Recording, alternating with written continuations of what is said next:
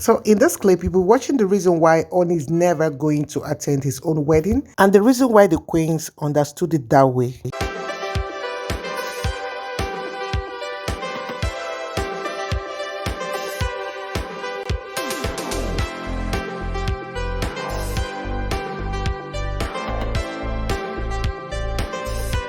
Hello, beautiful people. Good morning, good afternoon, good evening to each and every one of you listening to me at this point in time. This is Real Just Television. So, guys, thanks for coming around to my channel. I really appreciate your presence. Please, if you've not subscribed to this channel, guys, please do click on the subscribe button and do not forget to leave your notification bell on so that once I post videos, you will get an alert. So, guys, on today's trending gist, it's all about Ooni. So on my own, I decided to make the video, this particular video you're watching right now, to answer a lot of question on why Ooni is never and we never going to attend his own wedding. Because since ever Ooni decided to marry as many wives as he wants to marry, a lot of people took it upon themselves, especially on social media, and they kept condemning him in various ways, and they kept condemning the wives on why they should get seated without their husband beside them.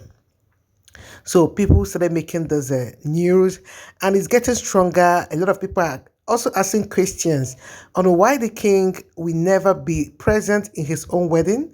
So don't worry, I'm going to be telling you the reason why he will never, even though he marries more, he will never ever attend his own wedding. Not just that he does not love those women, it's not for the sake of love, but the first instance why he decided not to do so, which I'll be explaining to you, is based on culture. So, and I'll be explaining the aspect of culture where he's trying to obey. Okay. So moving forward, this is Queen Naomi, and from our account, Queen Naomi used to be the third wife because Ooni has once married first wife, second wife, the Benin lady, which also left. Then finally it got to Queen Naomi's turn. So after everything, Queen Naomi left. Yes, she left for the reason best known to her, which she never described to anyone. She just dropped some proverb to us, telling us that the king is not whom we think he is. So that was the last part of her letter. If you guys followed it up, that was on December 24th. And from that December 24th, she made that thing known. She has never gone back to the palace. And with the latest development, we are sure for now that Queen Naomi is not going to come back unless God decides, okay? So counting from Queen Naomi to other women, Ooni was never present. Even in the last two women before Queen Naomi, he didn't attend the wedding. So there is nothing like maybe he attended this person's own and he didn't attend this person's own. No. Even Queen Miriam's own, we also watched it on the internet. He was never present. Then same with Queen Toby, which you are looking at right now. We all saw the video of that wedding. Ooni was not there.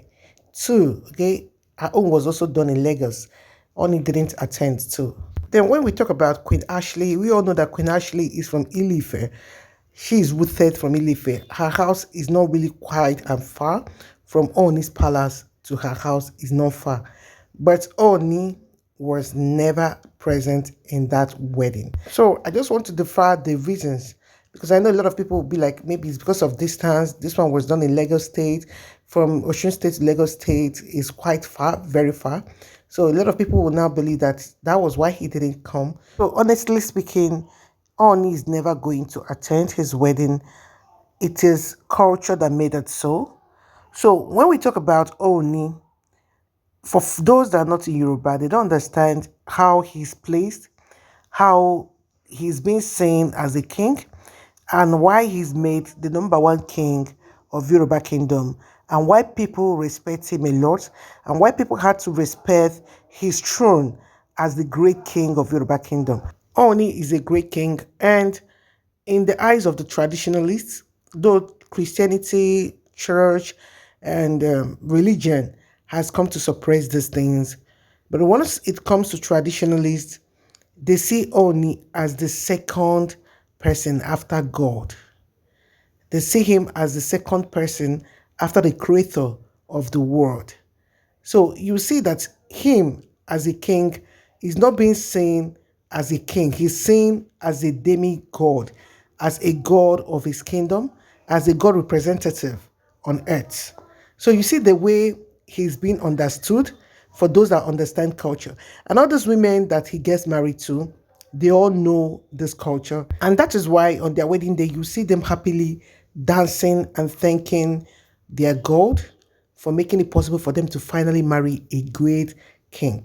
So they're not even bothered if their husband is there or not. Because they've understood what culture is all about, they've just separated their mind between whatever they believe and giving a little space for understanding for culture. So they've come to understand that the king will not be there.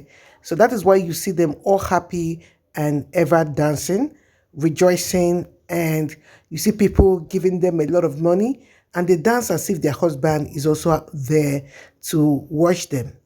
So the reason why the king will not be there, because I've also told you that Ooni is not just like a common king. He is a great king. He's a king done based on appointment, based on calling, based on the gods choosing whom he wants to represent him on earth according to the culture.